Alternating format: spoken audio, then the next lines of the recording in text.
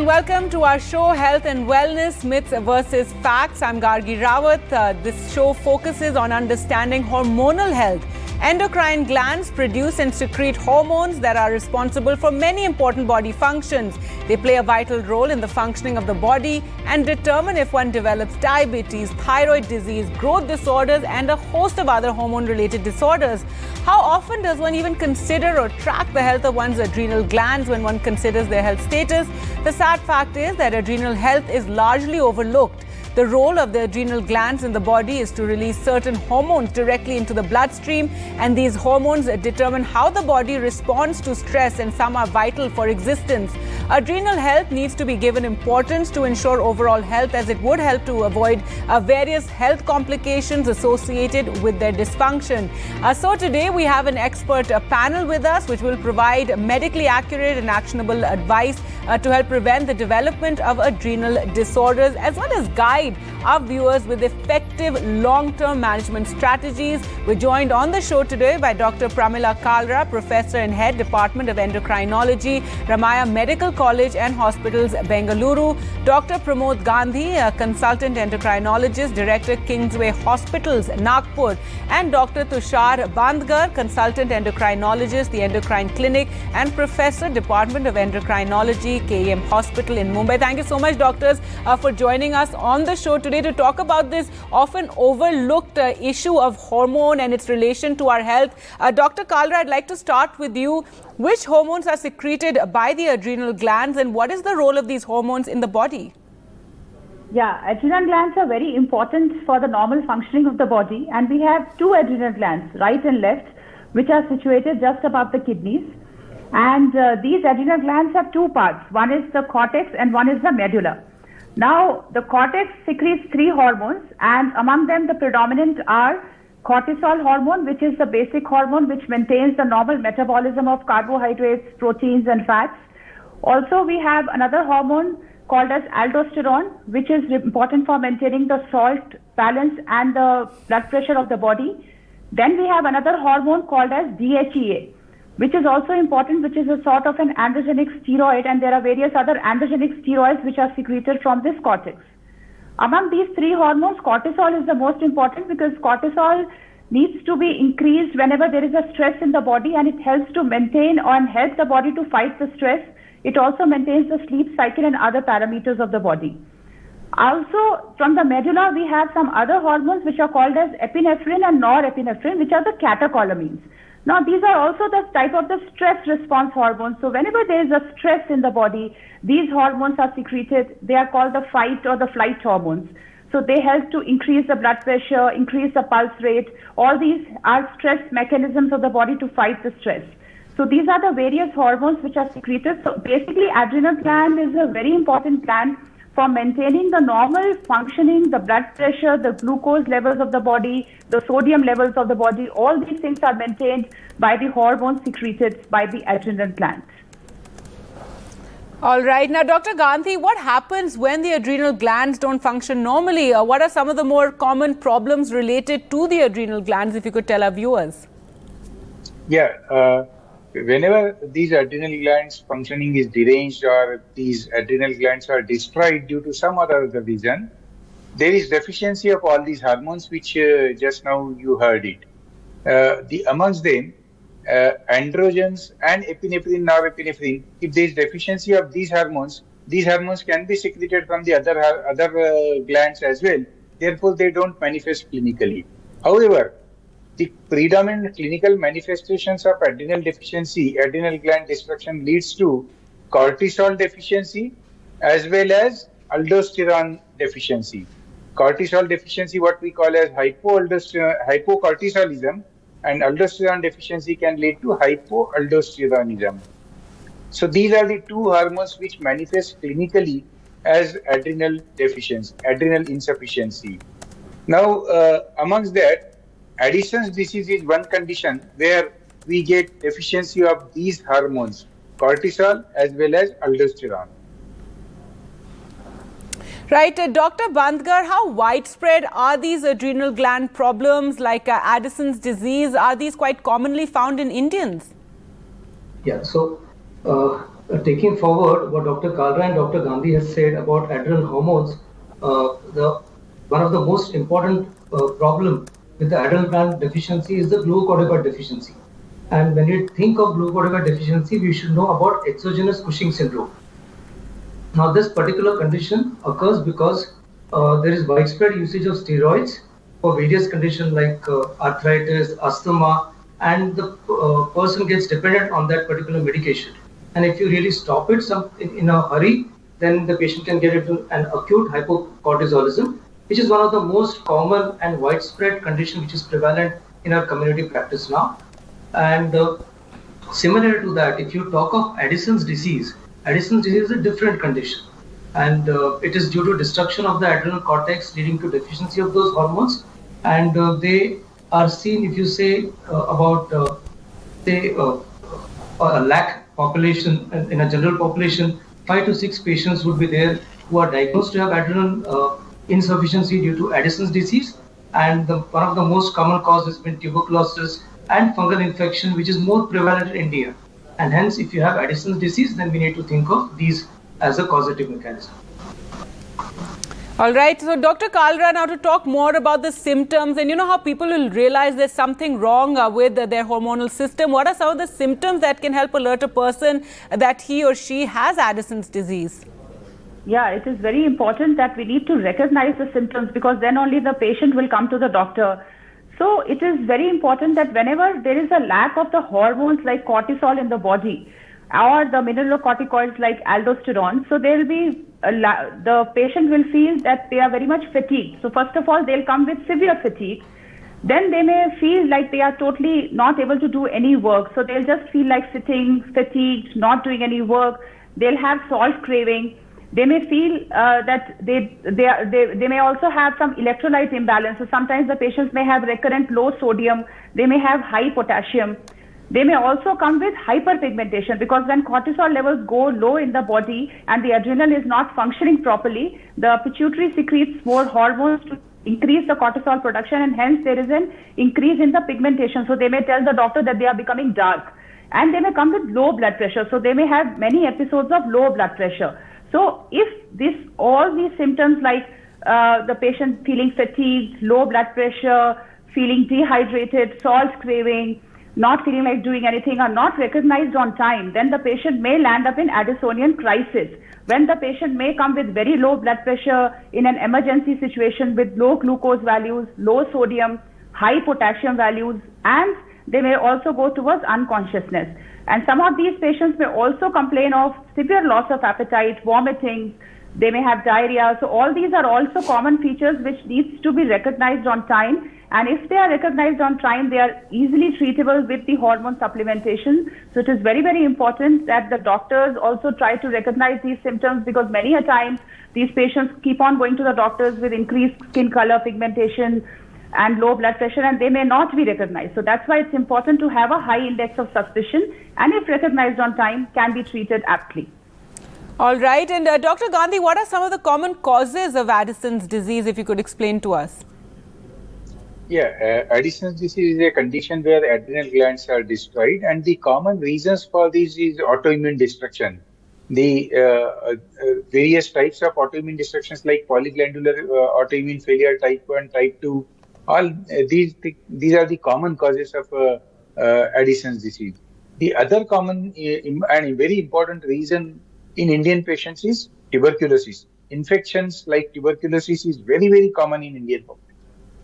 So tuberculosis is the commonest reason for adrenal insufficiency in Indian population.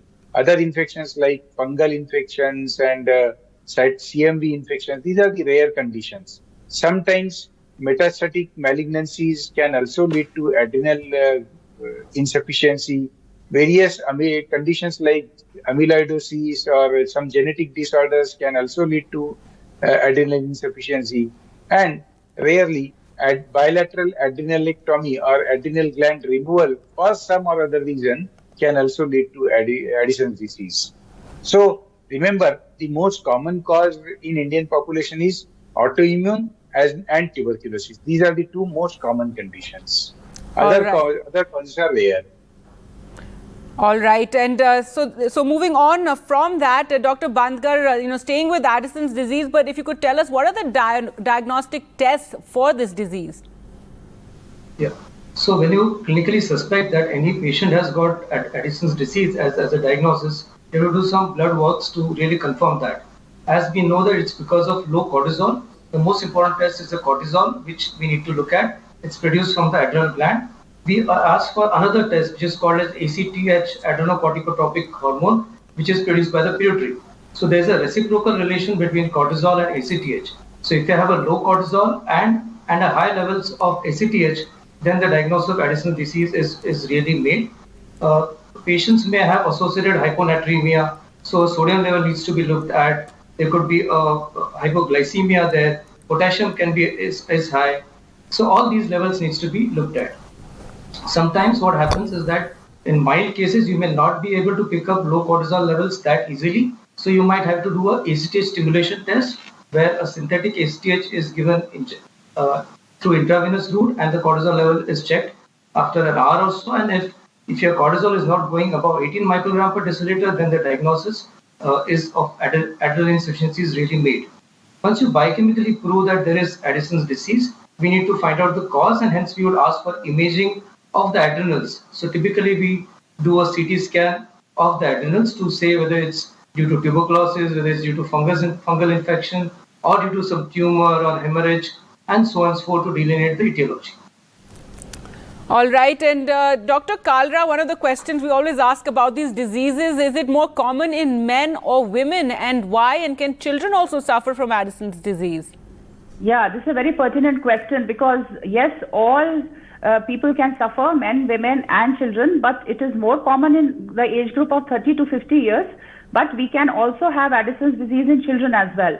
So cause of Addison's disease in children is mostly genetic. These are various polyglandular syndromes where not only the adrenal gland is affected, but there are other endocrine organs also which are affected, like there can be type 1 diabetes, there can be thyroid problems, there can be problems with the pituitary as well. So there may be other endocrine organ involvement.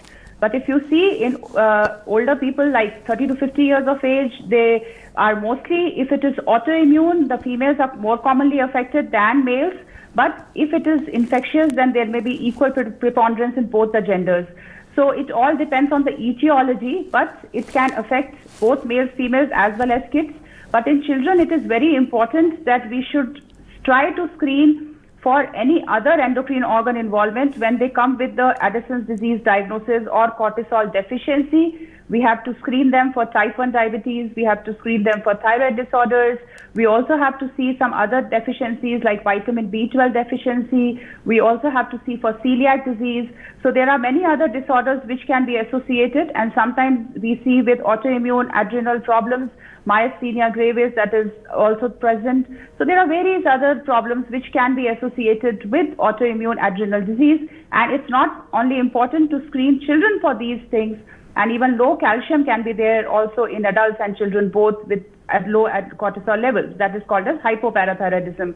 So it is important that not only we screen the children, but we also screen the adults whenever they come to us with cortisol deficiency, because it's not only the adrenal which is affected. There may be a lot of other endocrine organs and other organs which may be affected because of this autoimmunity. All right, doctors, well, thank you so much for answering those questions. We'll slip into a quick break now and return with more questions for you. Stay with us.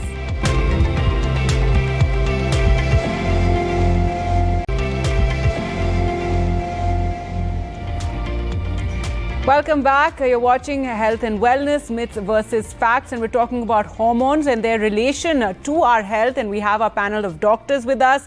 Dr. Gandhi, we were talking about Addison's disease before we went into the break. If you could tell us what treatment options are then available for Addison's disease, and does someone have to take Addison's disease medications for a long time, and what happens if a person stops taking the medicines or is irregular?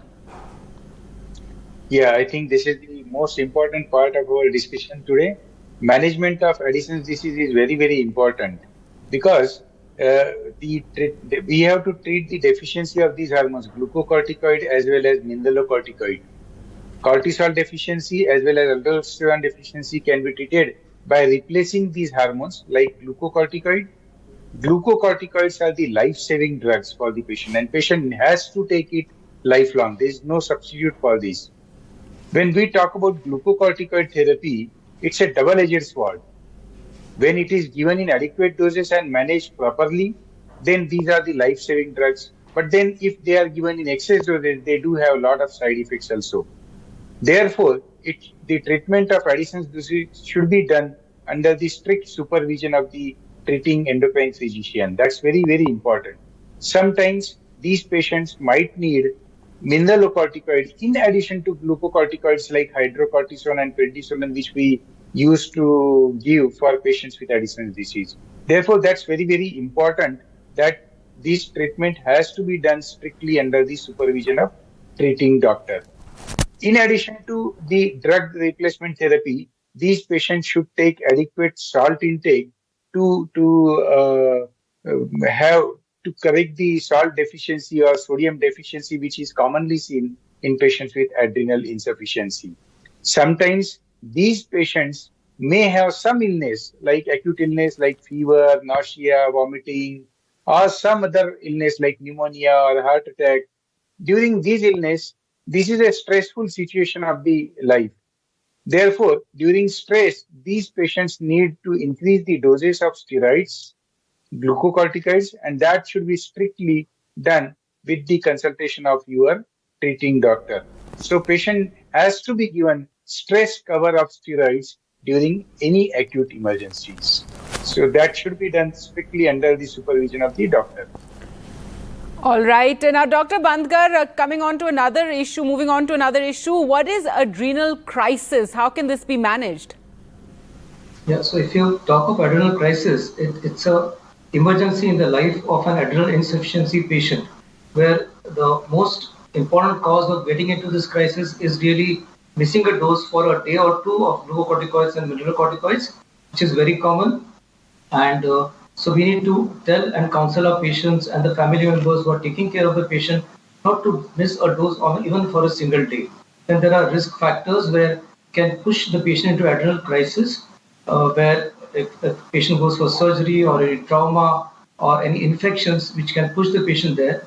And how patient comes is that they can come with dizziness, hypertension, they can come with hypoglycemia, and seizures, can go in coma. It's an emergency situations where the patient needs to be admitted under the care of a physician or an endocrinologist, where the patient needs to be given IV fluids so as to bring the blood pressure up. They would require even glucose infusion because they can get into hypoglycemia. But the most important part is that patient needs to be given intravenous or parenteral glucocorticoids and mineralocorticoids so as to get the deficiency which is back to normal. And typically it is going to take around 2 to 3 days for the patient to be indoor, post which then you can really go on tapering of the steroid dosage to come back to their original dosage. Most important part is to recognize this as early as possible, even with slightest suspicion of getting into adrenal crisis, which is an acute level of glucocorticoids which drops in the blood. The suspicion should be high and the patient should be referred to a treating doctor as early as possible, because if you don't recognize it earlier, it can be really mortal. So, right. Well, coming back now to Addison disease, Dr. Kalra, which autoimmune conditions are associated with chronic Addison disease? Yeah, there are a lot of other autoimmune conditions, as I was talking earlier also, which are associated with adrenal disease. So whenever the adrenal gland is affected, there can be antibodies against the other endocrine organs and other organs also. And they could be part of the autoimmune polyglandular syndrome. So why we call it polyglandular? Because multiple organs or multiple glands are involved. So it can affect like the thyroid commonly. There can be also affliction of the pituitary. It can also affect pancreas because antibodies can form against the pancreas. So these are the common ones. Also, what happens that some women can have early cessation of their periods, menstruation. They can have early menopause. This can also be because of the antibodies which form against the ovaries. So there can be antibodies against varied endocrine organs. Also, these patients may have other endocrine involvement in the form that they may have also antibodies against parathyroid gland, which can lead to low calcium level, and then they can come with symptoms of low calcium. Along with these, other autoimmunities are also possible, like they may have vitamin B12 deficiency, which is called as pernicious anemia. They may also develop myasthenia gravis. They may have some other infections also, like candidiasis, and sometimes these candidiasis can manifest very early in childhood, and that is a diagnostic thing which can tell us that this child is going to manifest other autoimmune problems later.